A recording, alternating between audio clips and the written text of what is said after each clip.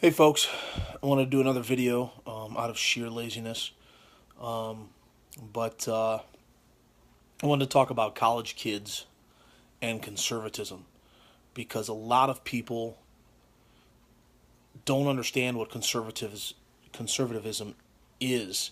They don't understand the basic premise behind it, and I think college kids are important because number one, they are a main driving force in all these riots and all of the pillaging that's going on out there. You know, Somebody on my feed called the college kids like mentally retarded. Personally, I don't agree with that. Uh, it does a disservice to mentally challenged people, mentally incapacitated people when you call the college kids mentally retarded because, quite frankly, I think mentally incapacitated people are smarter than most college kids nowadays. You know, College kids are basically getting indoctrinated. They're paying to get indoctrinated in these schools, going to grades 13, 14, 15, and 16. They're getting book smart, but they're not getting life smart. I have a couple of friends who have college age kids, and there's humongous rifts in the family because of this election. And, I just don't think that college kids understand what being a conservative is about. Being a conservative is about smaller government, less government intrusion into your life. We don't think we need the government in all facets of our life because, quite honestly, the government can't do anything efficiently. It's a bloated, huge bureaucracy that takes money out of our pockets, and we really don't see any. We don't see any results or any product from it. You know, a lot of college kids think that conservatives are big business and for the rich. Well, let's get down to brass tacks. If you Google this stuff, you'll find that some of the richest people in Congress in this government, I would say more than half, are Democrats. The top 15 richest people in Congress, 9 of them are Democrats. Bloomberg, he's one of the richest of them all. Got $50 billion.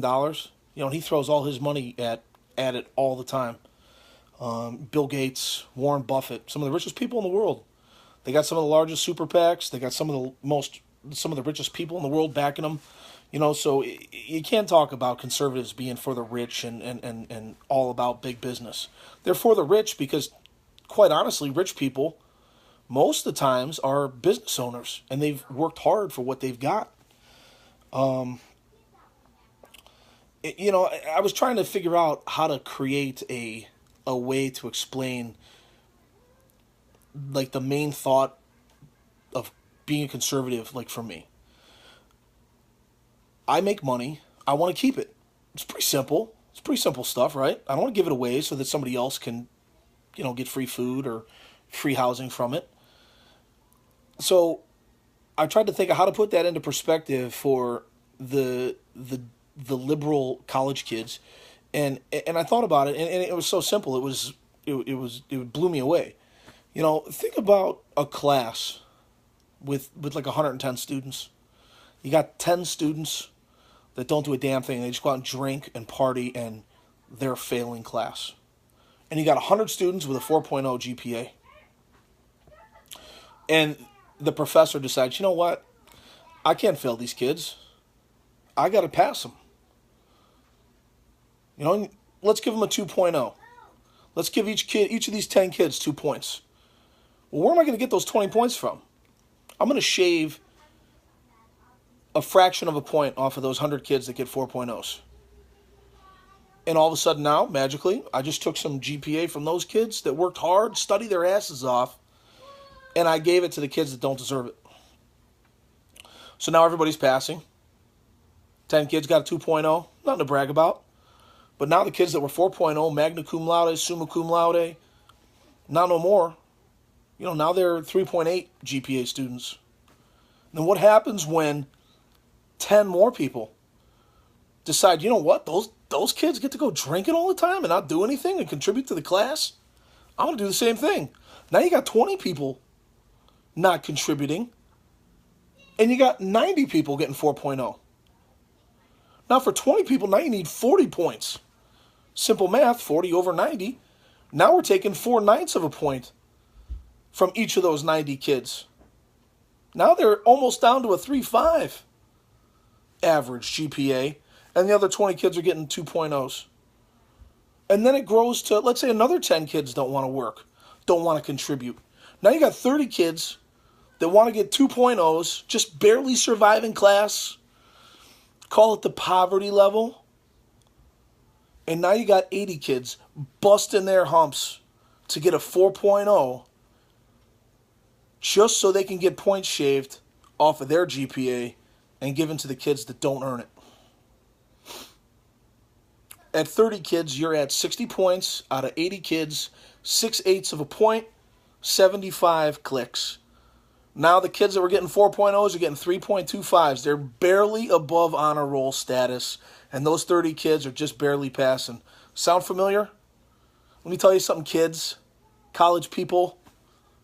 That scenario right there, if you're not prepared to give your GPA to some lazy fool who can't cut it in class, that is a 100% perfect example of what happens in the real world when you go out there and try to make money and it just gets ripped out of your paycheck and given away to some cause you don't even know what it's for. You don't know what it's for. I can tell you this: after Barack Obama passed the ACA with the help of the Congress, with the a liberal House and a liberal Senate, pushed it through, rammed it through. We didn't even know the details of it. I went from a max out of pocket of $1,000 a year, and I paid 0 premiums, and my health care was top notch, unbelievable stuff. A couple of years later, my coverage isn't as good. I'm paying $400 a month in premiums, and my max out of pocket for my family, $6,500. It took $12,000 out of my pocket every year. $12,000. That's $1,000 a month going to who knows where. I don't know where. It's $1,000 a month of my GPA just got taken away and just thrown in the garbage. That, when you can come to terms with that, and you can say, yeah, I'd be glad to give my GPA away to the 30 or 40 or 50 kids in my 100-kid class that don't cut it, then see if you're still a liberal. See if you still believe in the things that you're told. I bet you a good portion of you would start thinking seriously about becoming conservatives real quick if that was the case. Because remember, you're paying for that education. You're going to be paying those loans off for 30, 40 years. All right? Just something to think about. Just a little bit of something to think about. Have a nice day.